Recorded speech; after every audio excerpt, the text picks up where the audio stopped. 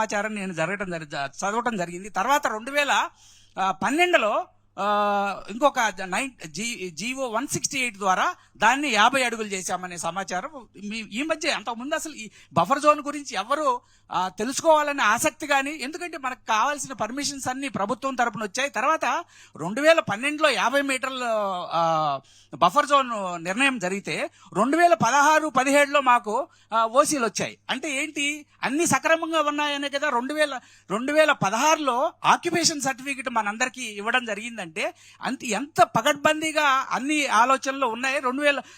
ఈ 50 మీటర్ల buffer zone కూడా అధికారులు ఎవరు కూడా పెద్దగా దాన్ని పట్టించుకోలేదని కూడా అర్థమవుతోంది. అలాంటిది ప్రస్తుతం ఇప్పుడు మా కీర్తి రిచ్మండ్ విల్లాస్ లో కనీసం 36 విల్లాలు గీతలు గీసి వెళ్ళిపోయారనమాట. 36 విల్లాలకు ఫిబ్రవరి 11వ తారీఖున ఆ నోటీసు ఇవ్వడం జరిగింది. దాని ప్రకారం మేమంతరం వెళ్ళి వాళ్ళకి మా ఆస్తులన్నీ కూడా వాళ్ళకి సమర్పించుకుంటే, అంటే పబ్లిక్ నోటిఫికేషన్ ద్వారా ఇచ్చిన సమాచారం ఏంటంటే, మేమందరం వెళ్ళి వాలంటరీగా మా ప్రాపర్టీ సరెండర్ చేస్తే వాళ్ళు టీడీఆర్ అనే ఒక సర్టిఫికేట్ మాకు ఇస్తారంట.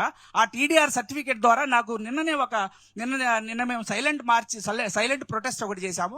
ఆ ప్రొటెస్ట్ లో ఒక వ్యక్తి నా దగ్గరకు వచ్చి మాట్లాడిన ఇచ్చిన సమాచారం ఏంటంటే, 1 కోటి రూపాయలు పైగా అతనికి ఆ టీడీఆర్ అనే పత్రం ఇవ్వటం జరిగింది.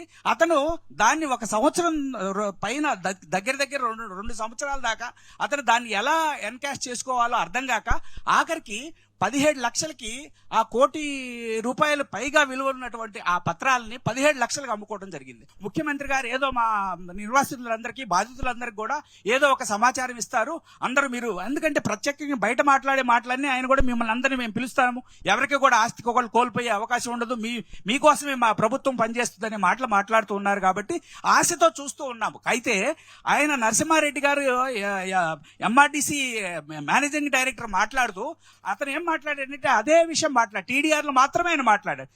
కంపెన్సేషన్ విషయాలు అన్ని, రీహాబిలిటేషన్ గురించి కూడా ఒక్క మాట కూడా మాట్లాడాలి. తర్వాత ముఖ్యమంత్రి గారు వచ్చినప్పుడు ముఖ్యమంత్రి గారు మాట్లాడతారేమో అనుకున్నాను. ముఖ్యమంత్రి గారు కూడా ఒక్క మాట కూడా మాట్లాడలేదు.